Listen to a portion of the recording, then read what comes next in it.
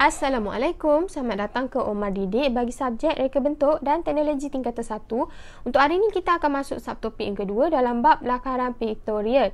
Okey, objektif pembelajaran kita hari ini, kita akan kenal pasti teknik lakaran piktorial iaitu gaya visual lakaran.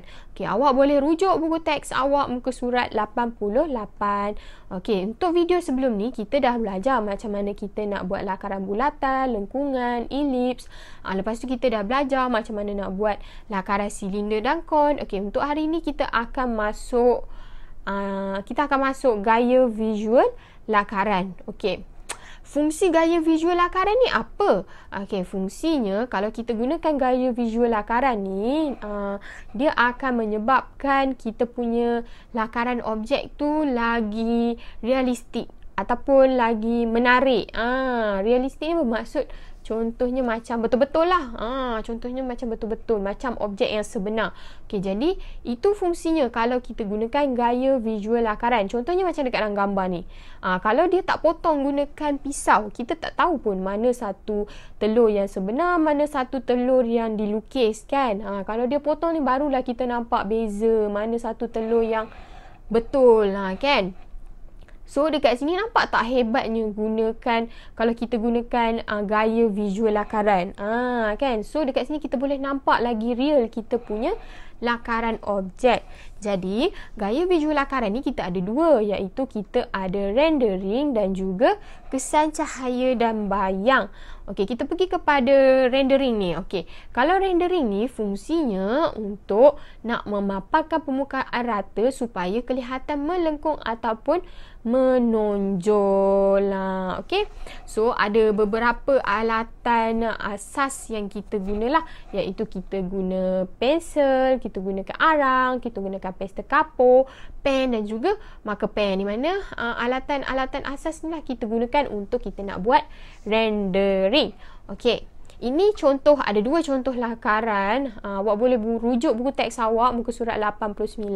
Okey, ada dua contoh lakaran dekat sini. Kita gunakan teknik rendering. Okey, contoh dekat sini. Kalau kita tak gunakan teknik rendering, so kita tak nampak pun yang permukaan atas ni kan. Permukaan atas ni iaitu lampu ni kan. Dia punya lampu, penutup lampu ni kita tak tahu pun yang dia ni melengkung kan. Kalau kita gunakan teknik rendering, iaitu teknik rendering ni kita ada guna tona warna lah, iaitu tona warna pensel. Di mana yang tengah ni kita buat dia cerah sebab kita nak nampakkan lengkung tu kan. So dekat atas ni kita buatlah sedikit gelap dan juga dekat bawah ni kita buat sedikit gelap lah berbanding dengan yang dekat tengah-tengah ni. Barulah kita nampak, oh ini adalah permukaan yang melengkung. Macam gitu. Itu adalah kalau kita gunakan teknik rendering. Okey, kalau kita tak gunakan teknik rendering, nampak tak dekat tiga gambar ni? Kita tak gunakan teknik rendering, kita tak tahu pun. So lakaran kita tu tak nampak lagi realistik kan.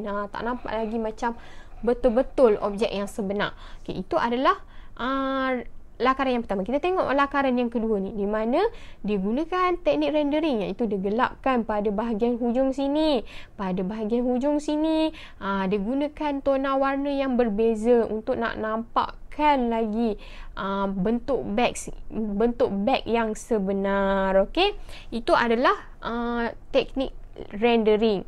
Okey, kita pergi kepada kesan cahaya dan bayang. Okey, kesan cahaya dan bayang ni kalau kita guna dekat dalam lakaran kita, untuk apa? Untuk kita nak timbulkan bentuk objek dan juga rupa bentuk objek supaya lagi kelihatan, lagi cantik, lagi sempurna kita punya lakaran. Contohnya macam ni. Contoh macam dekat dalam gambar ni kan.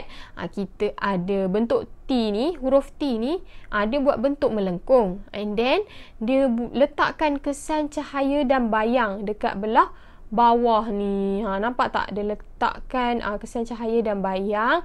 Dia menampakkan lagi dia punya lakaran ni, dia punya lukisan ni lagi lagi sempurna. Betul tak? Sebab adanya bayang dekat sini. Okey, dalam kita gunakan gaya visual lakaran iaitu teknik kesan cahaya dan bayang ni, kita kena tahu dahulu kedudukan sumber cahaya. Contoh macam dekat dalam gambar ni, dekat mana dia punya sumber cahaya? Dekat sini kan, sebab tona warna dekat sini dia lebih cerah, bermaksud dekat sini lagi kena banyak cahaya berbanding dengan tempat lain. So tengok, dekat sini dia warnakan warna gelap, kemudian dia warnakan warna cerah dekat sini, lepas tu dia letakkan bayang di sebelah bawah sini. Okey, nanti kita akan tengok kalau cahaya ni sebelah atas, dekat mana pula bayangnya. Okey, kita tengok dekat sini. Kita ada dua contoh lakaran. Kita tengok lakaran yang pertama ni dulu, iaitu dekat sini. Dekat mana cahayanya? Kita kena tentukan, kita kena tahu dulu dekat mana cahayanya, barulah kita boleh buat lakaran kita punya kesan bayang tu. So kalau dekat sini, cahayanya pada bahagian atas sebab bayangnya di sebelah bawah kan. Kalau cahaya belah atas, bayang yang kita akan lukis adalah di sebelah bawah macam gini. Okey. So kita kena pastikanlah tona warna tidak mendapat cahaya tu. Okey, contoh dekat sini. Ni adalah warna lagi gelap kan, sebab cahaya dekat atas, so dekat sinilah putihnya. Maksudnya lagi cerah. Dekat sinilah lagi cerah. Dekat sini lagi cerah. Kalau tempat yang tak kena cahaya tu, yang kita akan buat tona warna yang lagi gelap berbanding dengan tempat yang kena cahaya.